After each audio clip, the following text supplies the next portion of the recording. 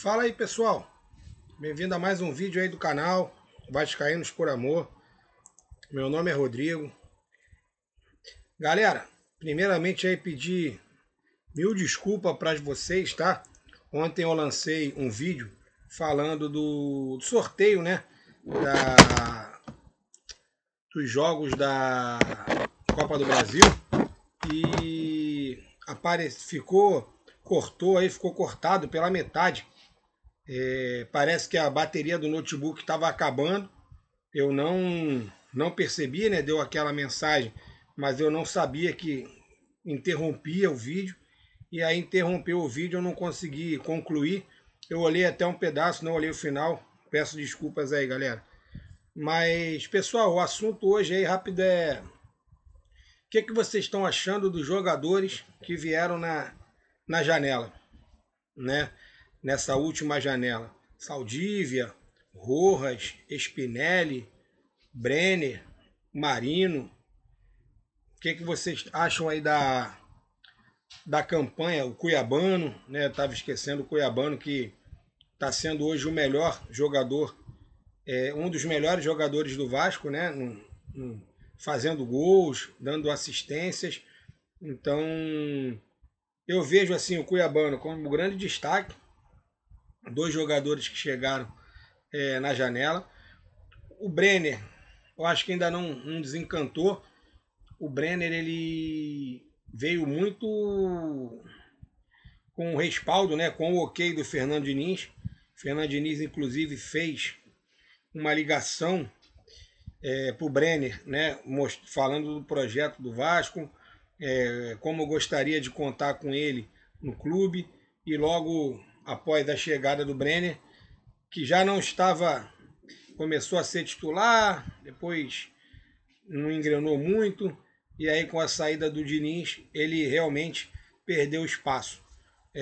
No último jogo nem entrou. Eu até entendo, né? Porque o Renato tá rodando o elenco. O Renato tá naquele momento que ele tá chegando, tá procurando dar oportunidade a todos os jogadores, inclusive um jogador que eu esqueci de colocar na capa, o Matheus França, mas que também não. Matheus França, se não me engano, não foi de agora, né? Foi no final do ano passado, ou no início do ano. Agora eu não me lembro, cara. Acho que foi no mês, foi nessa janela, né? O Matheus França, confesso que eu não tô me lembrando quando ele. Foi no ano passado. Ele chegou com um ano de contrato. Foi na janela do ano passado. Tá indo tão mal que a gente até esquece. O Cuiabano tá tão bem que saiu uma reportagem, até de um jornalista gaúcho, dizendo que o Grêmio monitora a situação do, do Piton.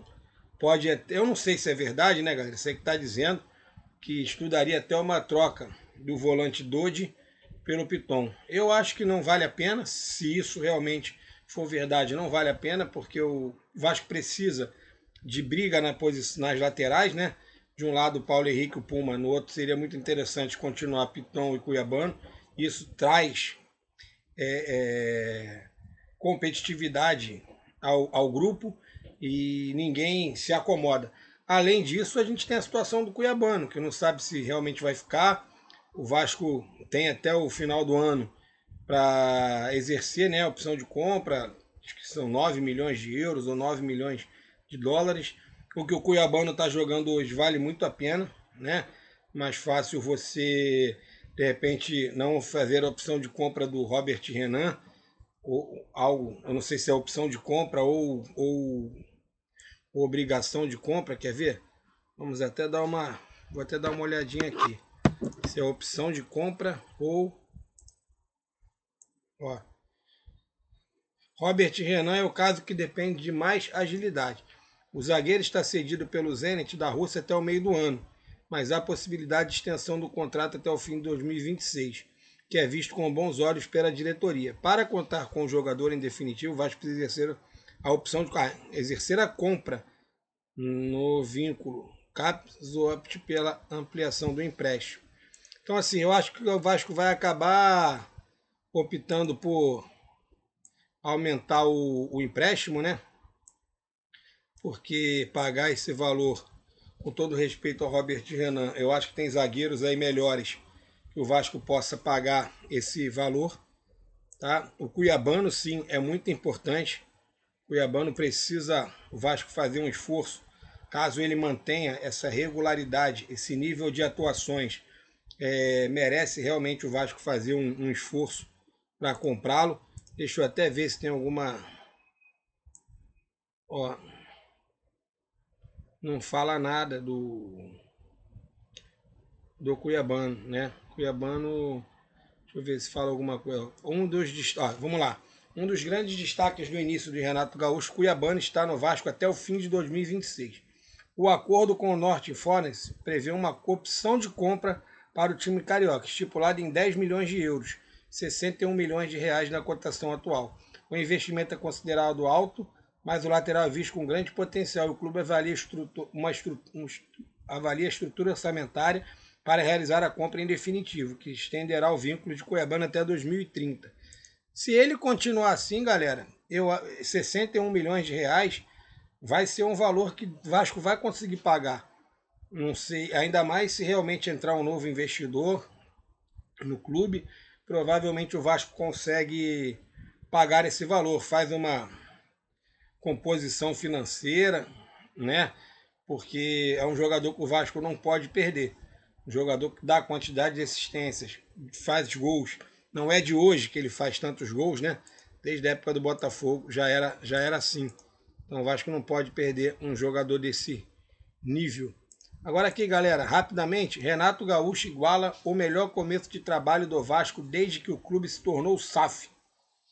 Número nos primeiros jogos na era SAF. Renato Gaúcho, 4 jogos, 3 vitórias, 1 empate, 0 derrotas.